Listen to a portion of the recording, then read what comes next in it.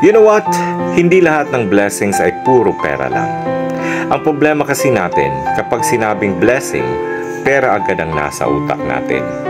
Pera ang ating batayan for a successful life. Yung pera lagi ang dahilan for our happiness in life. Oo naman, di ba? Kasi naggagawa natin lahat ng gusto natin dahil sa pera. Pero alam mo, magkaiba ang happiness at ang joy. Kasi ang happiness always requires happiness para magiging happy ka. Like for example, inaantay mo lagi ang sweldo para may pera ka.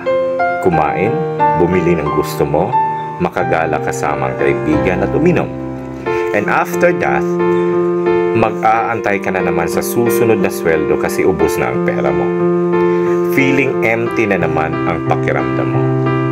Samantalang yung joy, iba. Kasi it's a state of being. It's a fulfillment, contentment.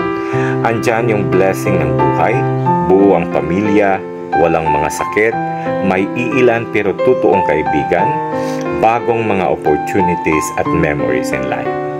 And that's life, more than just money. Kaya, be grateful to God. Good morning!